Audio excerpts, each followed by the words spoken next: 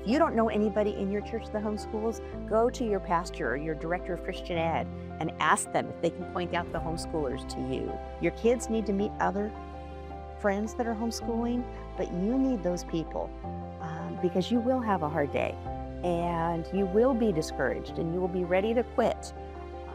And you need somebody that says, yes, I felt like that too. Hang in there. In a week or two, it will get better.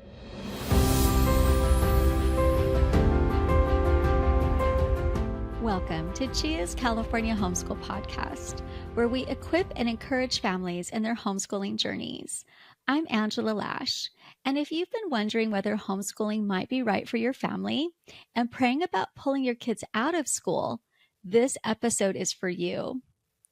Winter is calling, and with it comes new beginnings, fresh decisions, and sometimes important conversations about the direction of your children's education. Whether you're considering starting homeschooling, navigating a transition in your current approach, or wondering if now is the moment to make a change, you are not alone. Many families experience these questions during the semester or Christmas break, and today we're diving deep into those very conversations. Joining us is Penny Ross, a homeschool coach and consultant who has spent the last 35 years working within the homeschooling community. Penny is a longtime friend of Chia, and through her coaching, consultations, and classes, she has supported countless families through their unique homeschool journeys, helping them discern their calling and move forward with confidence. So let's get started on this great conversation with Penny. Hello, Penny. Thank you so much for being on the podcast. I'm so excited for the conversation we're going to have. Oh, I'm excited to be here. Thank you so much for asking me. So please tell us a little bit about yourself, especially your homeschooling background. What was that experience like for you and your family? My husband and I have 3 kids. We have 2 boys and a girl. They are grown now, but homeschooling ended up being far more wonderful than I really would have anticipated it being. So we got into it through the back door, like many people. I didn't plan on it. I didn't want to do it, but my son's preschool teacher grabbed me. He was almost 5 at this point and said, he's going to have a hard time in school because he has issues with fine motor skills. I kind of looked at her and she said, "He can barely hold the scissors. He can't cut." She commented, "I notice you don't send him in button-down shirts." And I never really thought about that having an impact on school. I said, "Yes, you're right." So, of course, I went immediately to the doctor, wanted every kind of developmental assessment that they could do.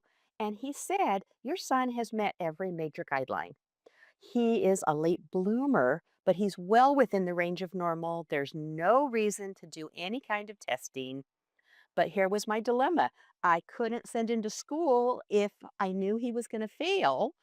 And I knew that in a year or two he would catch up. So that's what got us into schooling or to homeschooling. And I really thought I was going to do it for a year or two. I thought he's going to catch up. I'm going to send him on to school. My goal was to get back into the workforce. And I didn't anticipate it being such a wonderful experience. And so we kept at it. First few years, it was year by year until I finally realized this is going well. We're enjoying it. We should keep on going. So we went all the way through to high school graduation with all 3 kids. And homeschooling allowed each kid to blossom with the gifts and talents that God had put within them. So, yes, with my oldest, those fine motor skills did catch up. But science became his passion. And it was wonderful to be able to outsource in middle school and high school to people from church and to Christian science classes so that that could feed his passion. And he is an engineer now today. For my daughter, it was foreign languages. By the time she graduated, she had 9 years of 3 different languages because every time there was an opportunity to learn a new language, she wanted to do it.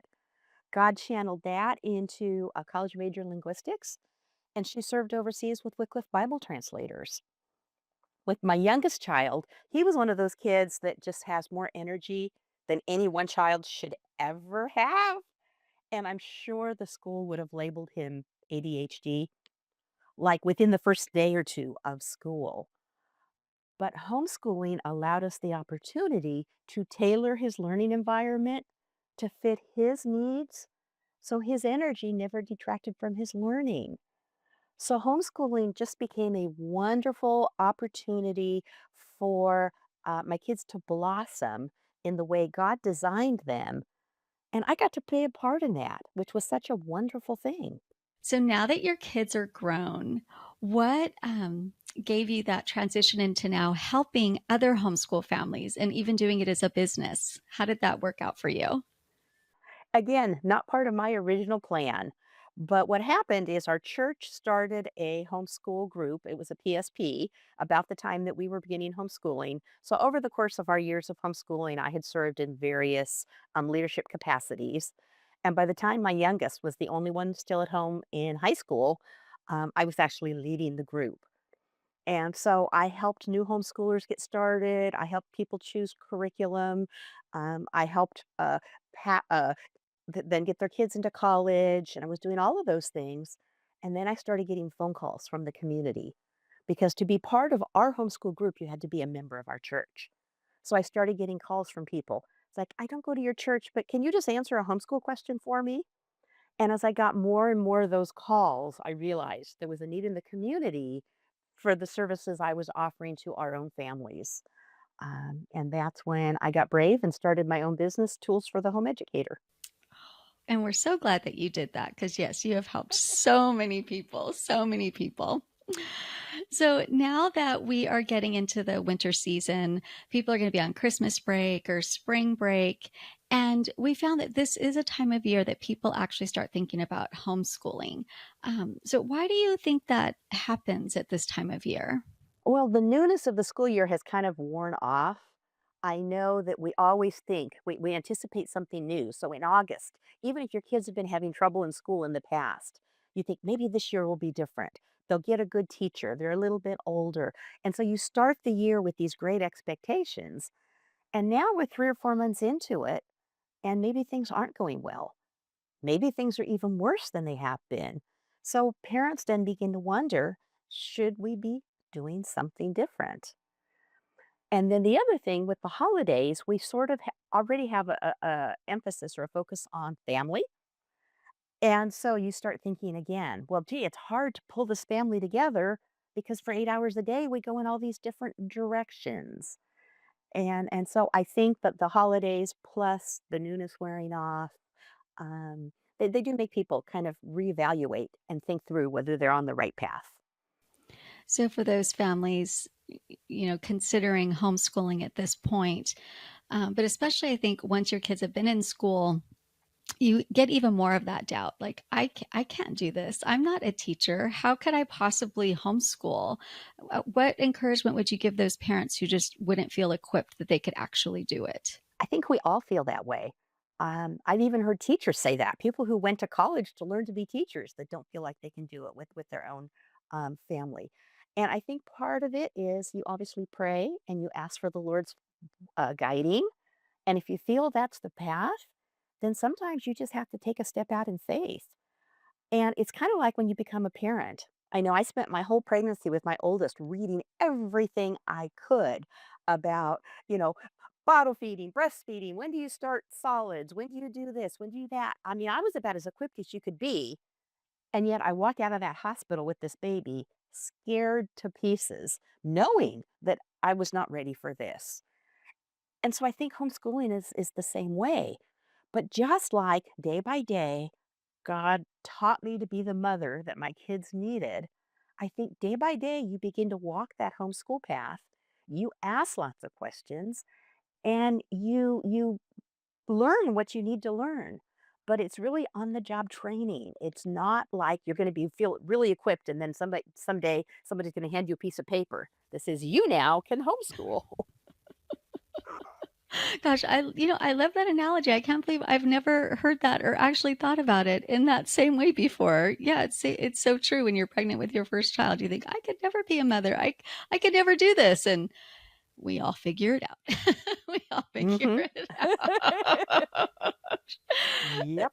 So then the parent listening might be thinking, okay, so we're going to try this. We can do it. But can you actually just pull your kid out of school in January? Is that allowed? You Yes, you actually can. And again, a lot of times we don't think so. because we're so used to thinking of a whole school year. But if your kids are struggling or they're being bullied or there's a problem right now, there's no reason that they need to put up with it for another 6 months. So you're the parent. You can pull them out tomorrow. Christmas vacation allows a nice break, and that's a good time to pull your kids out. But you can do it tomorrow if you need to. It's legal, it's allowed. California requires your kids to be in school between the ages of 6 and 18, but that doesn't mean that it has to be a campus based school. So there are legal requirements, but yes, you can homeschool beginning immediately. What do you think are the top fears of somebody, even if they're listening thinking, okay, that all makes sense. I could probably do it. But what do you think would be the biggest fear holding somebody back? The biggest fear is usually we're afraid of ruining our kids. We're afraid that there's going to be a problem, and that's the biggest fear. Secondarily, would probably be, but I don't have time to plan. Because if you do make this decision to start homeschooling in May or June, you got all summer to think it through before you start in September. And it's hard to think, gee, I only have a weekend or I only have a week, that there isn't enough time to plan. And then the other thing is families have to make arrangements. If their kids are already in school, mom might have a side job, mom or dad might work from home. You've got to figure out how do you keep the house clean and when do you grocery shop. So there's a lot of household logistics that have to get figured out. But again, all three of those you can learn as you go. You don't have to have all those pieces into place before you start. You just kind of have to make that decision and then jump. I love it. Yes, just jump. Now, what about academics though? I mean, I feel like one of the things I always hear from people is my kid, what if my kid falls behind? What if they fall behind academically? I mean, is that a real concern? Yes, definitely. Because we're loving, concerned parents. We want the best for our kids. And that means we want them to have a wonderful education because that's kind of the key to success in the adult world. But the issue becomes how do you define behind and behind what? So if you're asking, will my child, could they fall behind the class that they're leaving in the public school? Yes, they might. But most likely something's the matter, or you're not thinking about homeschooling in the middle of the year. Either your child is already struggling and they're already behind, or again, they're being bullied, or there's some social anxiety and they don't want to go to school. If they don't go to school, they're going to fall behind. So the behind is probably already there. So the question that we need to be asking is let's turn it around and say, are they making progress? So, like in your second week of homeschooling, have you made progress from your first week of homeschooling? A month down the road, have you made progress from when you began? Is your student learning more than they were in school? Is your student more relaxed than they were in school? Is your student having less anxiety? You've got to look for forward movement rather than being panicky about maybe not being at that artificial standard that the school set. And keep in mind that's an artificial standard for the school. And I love how you're also looking at the big picture, not just, are they getting their multiplication tables, but how are they doing emotionally, and with everything? Are they enjoying learning now? Are they more relaxed? There's so many more things to focus on than just the academics. How can families actually make that jump though, without disrupting what they have been learning in the class? That can be a little bit difficult. And again, it depends on the age of your kids. The older they are, the more you can sit down with them and talk with them and say, in what subjects do you feel comfortable? In what subjects do you feel like you're holding on for dear life? Is there something that, the teacher lost you on the second day of school? And so you can get an idea of where they feel comfortable and not. And if there's something that they feel very comfortable in that was going well, you can actually get that same curriculum and you can use that at home. And so you can continue the path in one or two subjects. But the big idea is in figuring out where they're struggling, where they're behind, and then giving yourself permission to go back, to identify those holes and attempt to fill them before you move on. So again, it's going to feel like you're behind because maybe you stop that fourth grade math book and you don't pick it up because you're going back to revisit multiplication or you're going back to revisit two-digit subtraction or wherever it is that they got hung up. But as you fill those holes, now you have a much more solid foundation to then continue building on the path.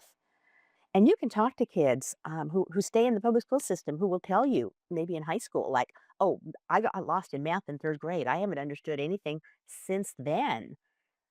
Well, they may have gotten passed through the system, but they really don't know anything. How much better if the family could have stopped at some point in time and said, wait a minute, we're not going on until we make sure you're ready to move on and that these holes have been patched.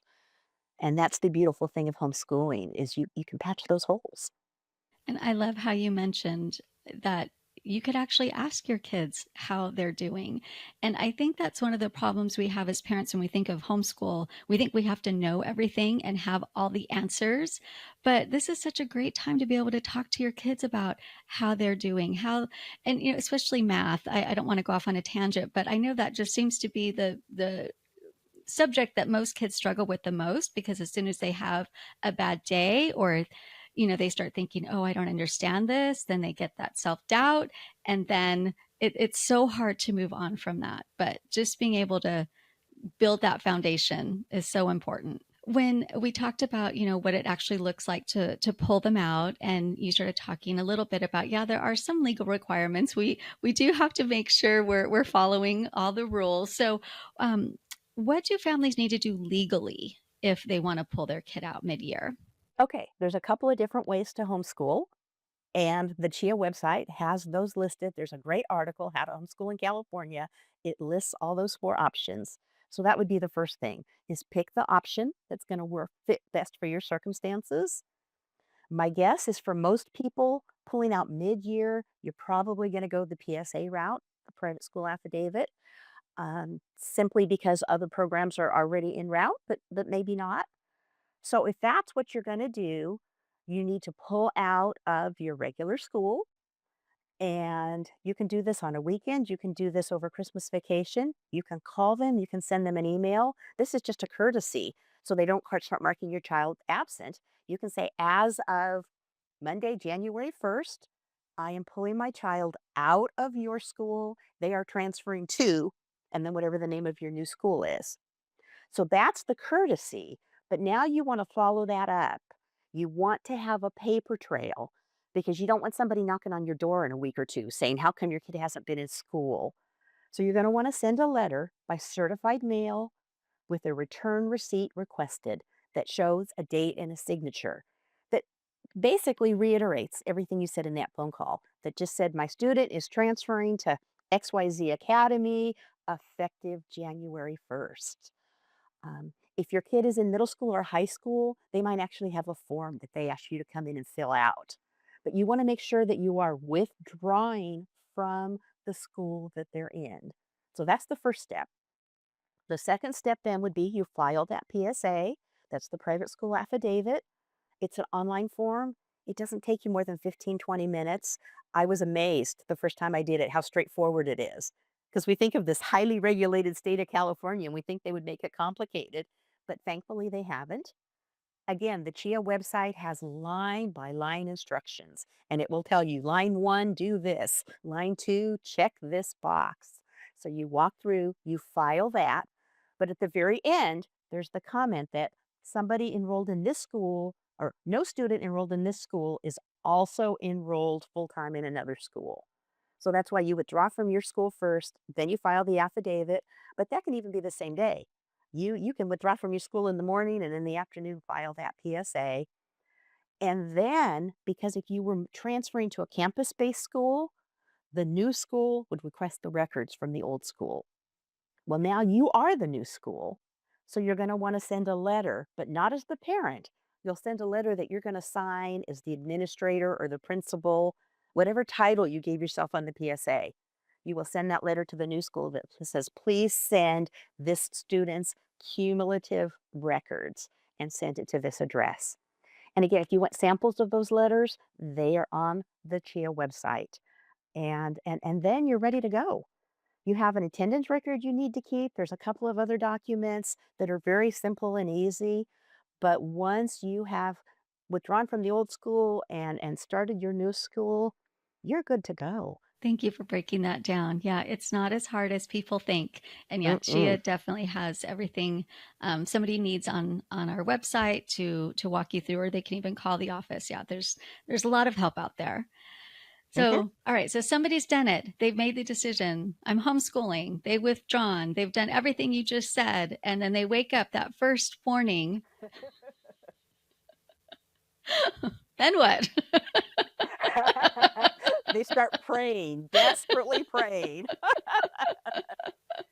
But you can really make that first day kind of fun because, again, your kids are probably a little concerned too. What's this going to look like? So, the first thing I would say is let them sleep in. You don't have to get up at 6 now. You don't have to race up. Hurry up, get dressed, eat your breakfast. We got to go out to school. It's so much easier to teach a well rested child. So, I would let them sleep in. I would do something fun for breakfast, whatever is special for your family. Make waffles, go get donuts, whatever is a special breakfast for your family because you're starting something new and you want to be excited. You want your kids to get that excitement. And then I would ease into it. I would do a soft opening. Don't feel like you have to have this whole stack of books. Don't try to do 5 subjects that first day. I would do something fun. I would take a long nature walk. I would go on a field trip. I would visit a museum. Something that is, yes, it's educational, learning is happening. You and your kids have to get used to the idea we're learning. School and learning are not the same thing. But when you go to school, we think they are. And so you want to start to show them these are the different ways that we can learn. And so I would really ease into it at least that first week, if not maybe even a little bit longer. Sometimes you'll hear that called deschooling, where again, you're just decoupling learning from schooling. And so you can do some art lessons. You can have everybody could get together and help you make dinner. Um, you could figure out, is there a specific project that you want to do? I mean, here in Southern California, you can do a garden all year round. So you might decide that this is the year you want to plant a garden and you start working on that in the backyard. There's lots of things that you can do that are just going to get you in the mindset of let's work together. And then you can start easing in a little bit of school, a little bit of more formal schooling here and there, but don't make your home look like school. Don't say it's 9 o'clock. We're going to sit down at the kitchen table. You have to have 2 pencils sharpened. I think we all make that mistake. We make homeschooling look like school, and we need to make it more like home. And then the other big mistake that people make is because, again, you're worried about being behind. So you think, okay, my kid can't read, and my kid is stuck with math. So those are the first 2 subjects you jump into. But who wants to spend all day doing the stuff they're not any good at?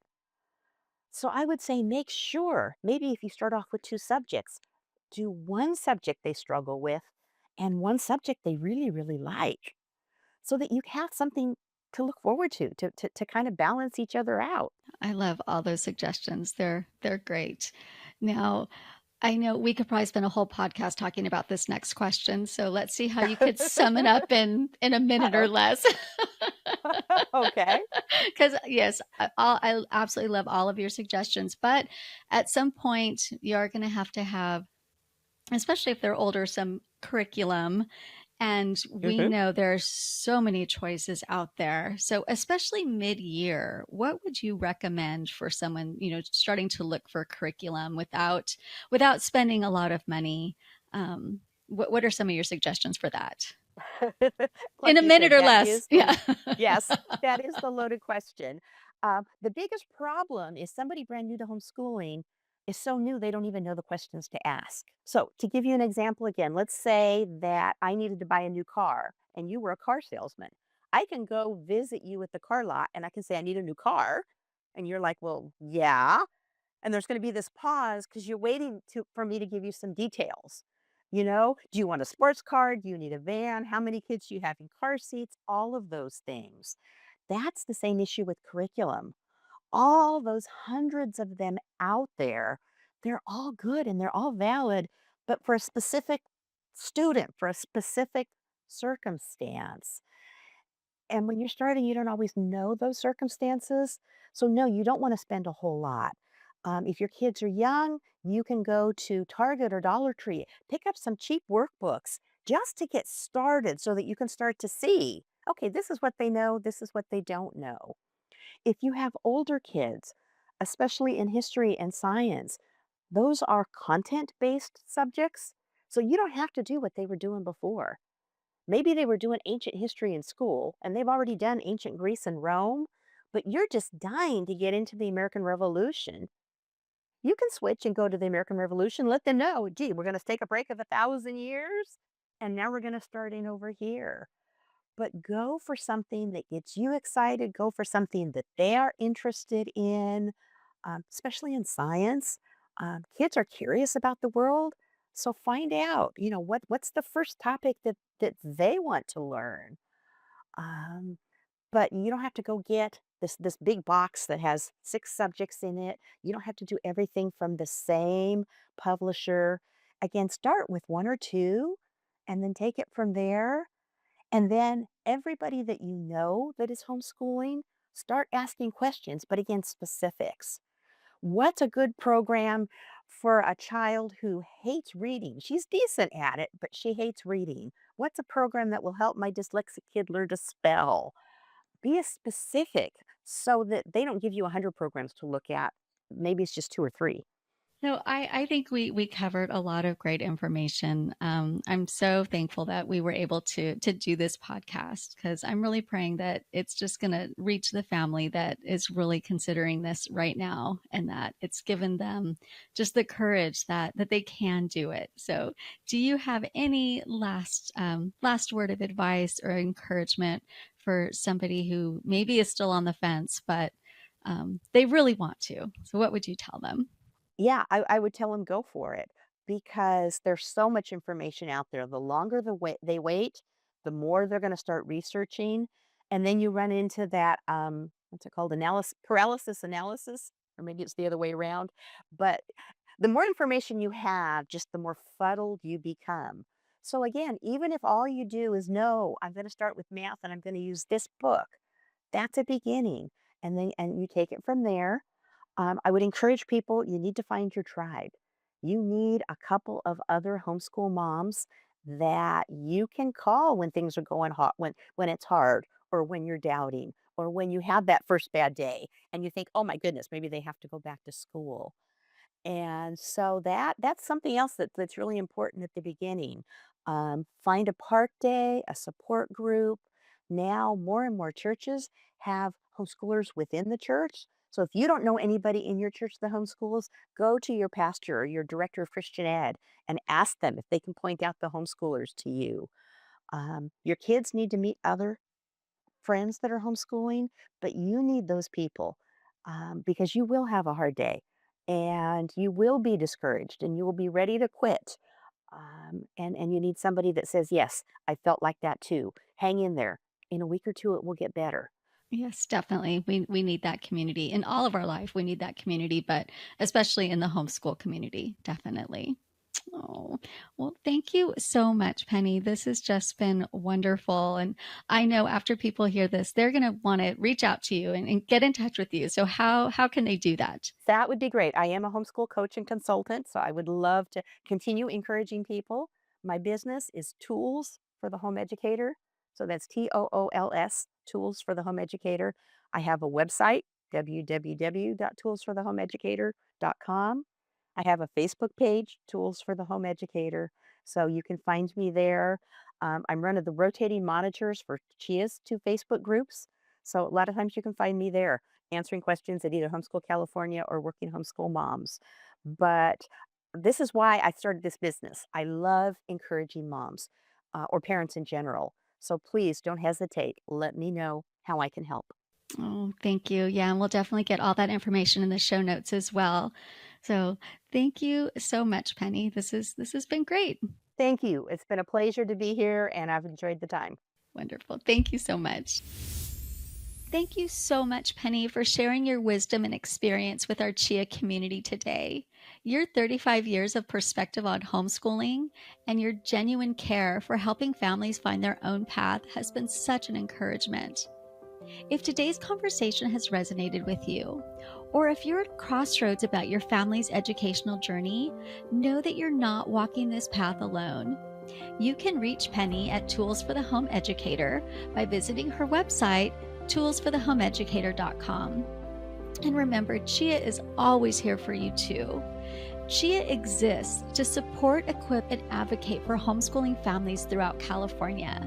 So whether you're just beginning to explore homeschooling or you're navigating the next chapter of your journey, visit our website, chiaofca.org, to learn about our resources, events, and finding community. Winter may be calling with new questions, but you don't have to answer them alone. So whether it's through coaching with Penny, resources from Chia, or the support of our homeschooling community, help and encouragement are available.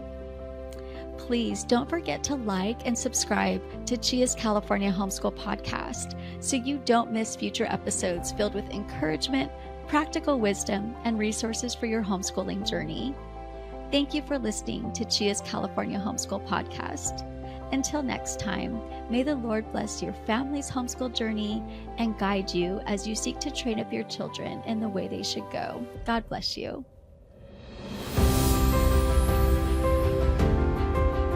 Brought to you by thepodcastupload.com, empowering faith-driven voices.